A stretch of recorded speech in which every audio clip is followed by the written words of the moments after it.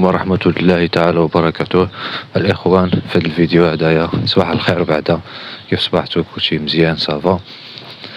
الجو صراحة اللي هو زوين، اللي بغيت نوصل في هذا الفيديو هذا وهو الطريق ديال كرة السبعة. الإخوان خصها تصلح، طريق كرة السبع تطوان راه جميلة جدا، شنو خصها شوية الإصلاح. شوفوا الإخوة دابا الحفرة بحال هادي راه ما صالحاشي، كيطلعو من هنا المواطر، كيطلعو الطونوبيرات، التاكسي، سبرينتيريت. ها كما كتشوفوا الإخوان فحال الحفرة بحال هادي مثلا تا هي خصها تعدل، ميبقاوش هاد البلايص بحال دابا هادو.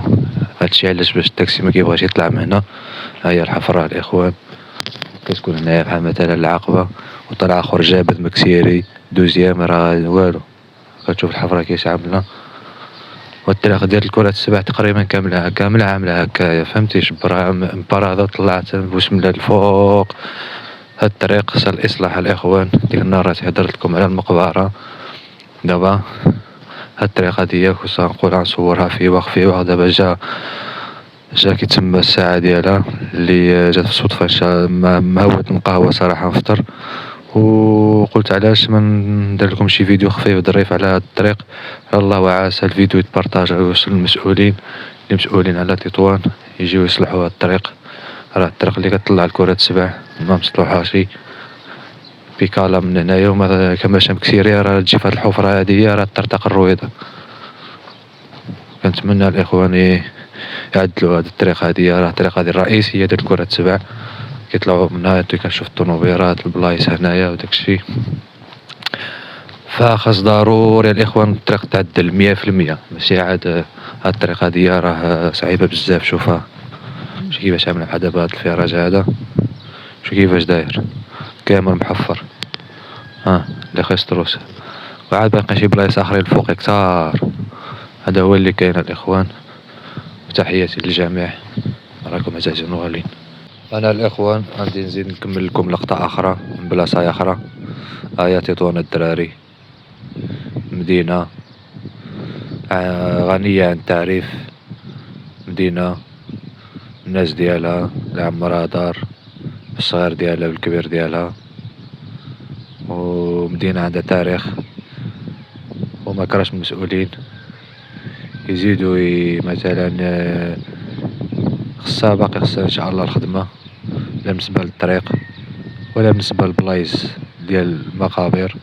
ناحية الحوام ماشي بلايص كاملين، كاين بلايص اللي الحمد لله مصلوحين ومعدلين وفيهم بزاف د الحوايج اللي مزيانين، ولكن كاين بعض البلايص اللي ما نقولوا حنايا ماشي مصلوحين.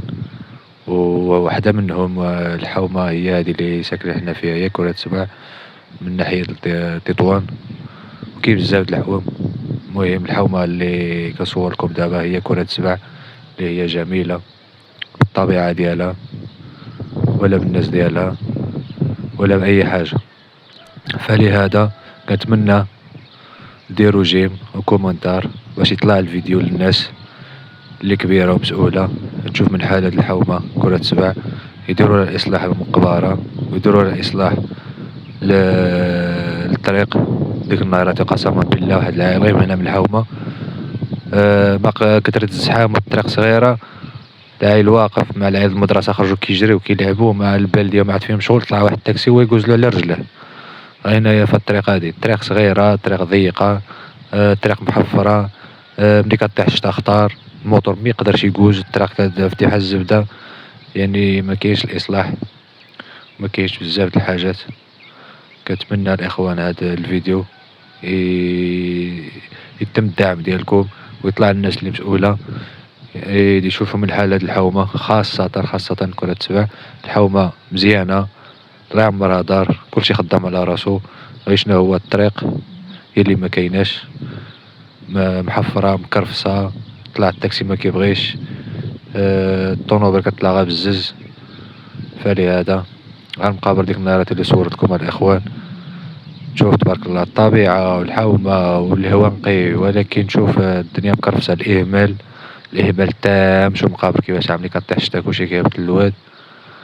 كنتمنى الإخوان الصوت ديالي يوصل.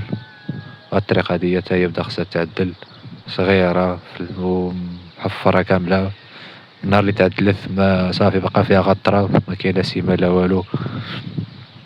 كنتمنى يطلع هاد الفيديو الاخوان، تحياتي للجميع، شكرا بزاف، الله يعاون اللي كيعاون الوقت.